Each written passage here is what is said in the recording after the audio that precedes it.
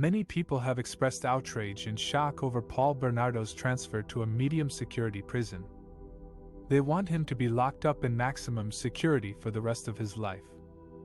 But who made this decision and why? The Correctional Service of Canada, or CSC, is the agency responsible for managing federal offenders. It has the authority to decide where and how inmates serve their sentences. The CSC follows a law called the Corrections and Conditional Release Act, which sets out the principles and criteria for transfers. According to this law, the CSC must assign inmates to the lowest security level that is consistent with public safety, their rehabilitation needs, and their risk of escape. The CSC must also consider factors such as the inmate's behavior, attitude, participation in programs, and progress towards their correctional plan. The CSC says it made the decision to transfer Paul Bernardo based on these factors. It says it conducted a thorough assessment of his case and found that he met the requirements for medium security. It also says that Bernardo is still under tight control and supervision, and that he has no access to the community. But what about the public safety minister? Can't he reverse this decision? The answer is no. The public safety minister does not have the power to intervene or review individual transfer decisions.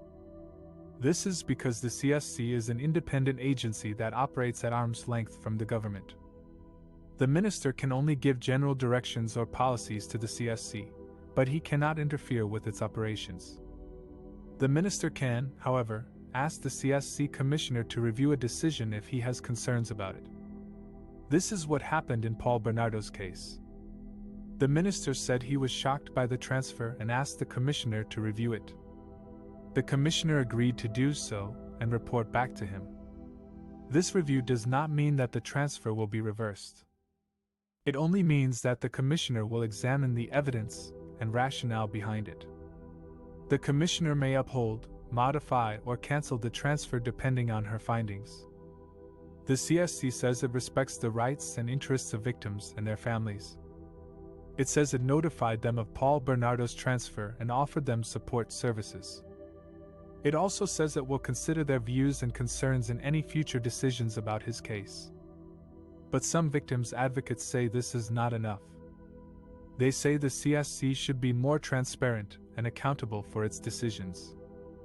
They also say that some offenders, like Paul Bernardo, should never be eligible for lower security levels because of the nature and severity of their crimes.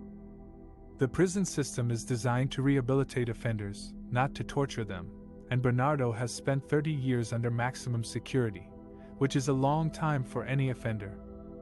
This is the argument that some experts and officials have made in response to the public outcry over Bernardo's transfer to a medium security prison in Quebec. They say that the decision was based on evidence and risk assessment, not on revenge or emotion. They also say that Bernardo is still under strict supervision and control, and that he has no chance of parole or release. However, many Canadians are not convinced by this reasoning. They are shocked and appalled by the move, which they see as a betrayal of justice and a disregard for the victims and their families.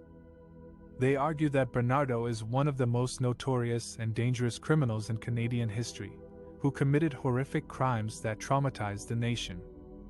They say that he deserves to be locked up for life in a maximum security prison, where he poses the least threat to society, and where he can face the consequences of his actions.